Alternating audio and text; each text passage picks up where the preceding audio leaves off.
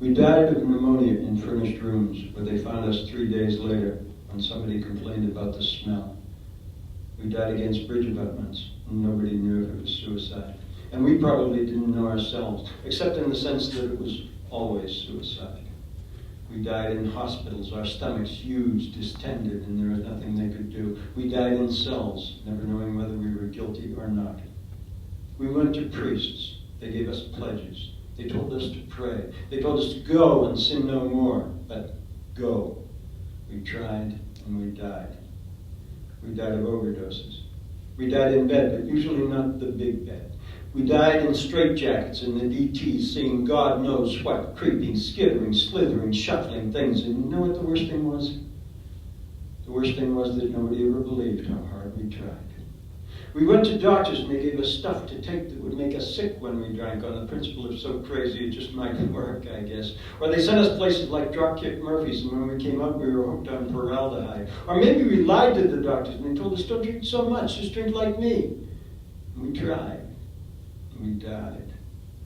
We drowned in our own vomit, or choked on it, our broken jaws wired shut. We died playing Russian roulette, and everybody thought we had lost. We died under the hoofs of horses, under the wheels of vehicles, under the knives and boot heels of our brother drunks. We died in shame.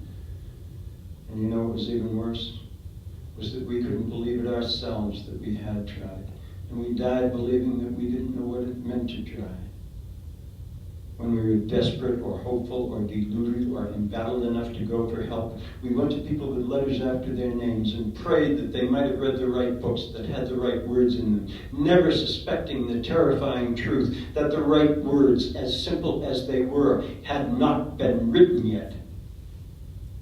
We died falling off girders on high buildings because of course iron workers drink, of course they do. We died with a shotgun in our mouth or jumping off a bridge and everybody knew it was suicide.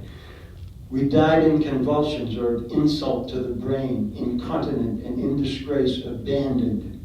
We died under the Southeast Expressway with our hands tied behind us and a bullet in the back of our head because this time the people that we disappointed were the wrong people. If we were women, we died degraded because women have so much more to live up to. We tried and we died and nobody cried. And the very worst thing was that for every one of us who died, there were another 100 of us or another 1,000 who wished that we would die, who went to sleep praying we would not have to wake up because what we were enduring was intolerable, and we knew in our hearts it wasn't ever going to change. One day in a hospital room in New York City, one of us had what the books call a transforming spiritual experience. And he said to himself, I've got it.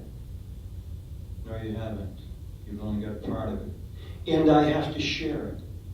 Now, you've almost got it. And he tried to give it away, but we couldn't hear it. The transmission line wasn't open yet. We tried to hear it. We tried and we died. We died of one last cigarette, the comfort of its glowing in the dark. We passed out and the bed caught fire. They said we suffocated before our body burned. They said we never felt a thing. That was the best way, maybe, that we died. Except sometimes we took our family with us. And the man in New York was so sure he had it. He tried to love us into sobriety, but that didn't work either. Love confuses drugs. Still he tried, and still we died. One after another, we got his hopes up, and we broke his heart, because that's what we do. Until the day came in a hotel lobby, and it wasn't in Rome or Jerusalem or Mecca or even Dublin or South Boston. It was in Akron, Ohio, for Christ's sake. A day came when the man said, I have to find a drunk because I need him as much as he needs me. Now you've got it. And the transmission line, after all those years, was open. The transmission line was open. And now we don't go to priests and doctors and people with letters after their names. We come to people who have been there. We come to each other. And we try. And we don't have to die.